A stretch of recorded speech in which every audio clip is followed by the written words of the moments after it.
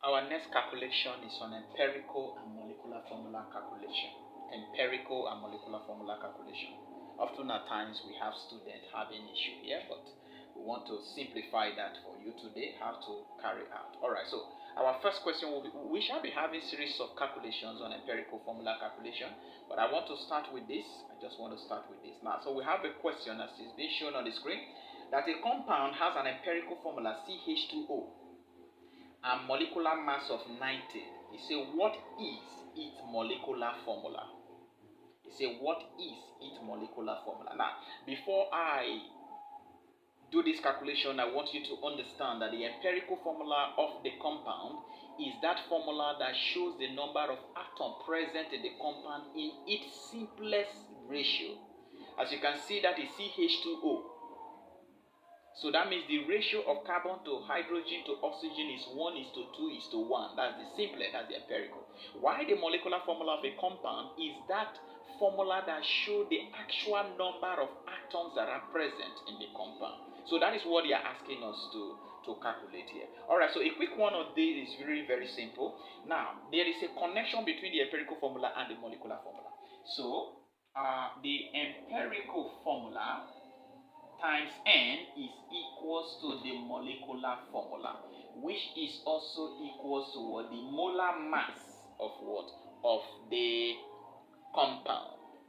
Okay, so this is just a simple relationship. So the empirical formula times N, where N is what? N is the number of atoms. So that's what we are going to calculate. So what's the empirical formula? We are told that the empirical formula is what? Is CH2O times what? Times N is equals to, since we are looking for the molecular formula and it's also equals to the molar mass, and we are told that the molar mass of this is what? Equals to 90.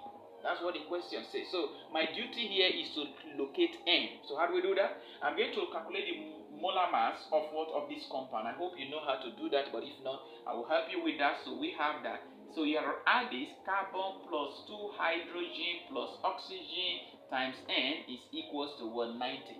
Now from the question you can see that the atomic mass of carbon is 12 plus 2 hydrogen is 1 plus 1 plus 16 is times N is equals to what? 90, and of course this will give you what? 30N is equals to what? 90. Is it not? So it means therefore that N is equals to what? 3. Do you agree? Now that we know what N is, now we can go back to, because we are looking for the molecular formula, and the molecular formula is empirical formula times N. So we can say here that what? The molecular formula is equals to what?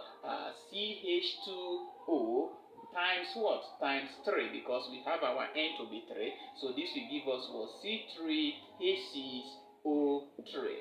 That is our molecular formula. You see how simple it is. Once you recall that the empirical formula times N is equals to molecular formula, which is also equals to what? The molar mass. I use the molar mass in calculating my what? My N value. Then what did I do? I just use that N to multiply what? The empirical formula. Please hit the subscribe button right here. All the calculation in chemistry we shall be destroying them before you. Thank you very much.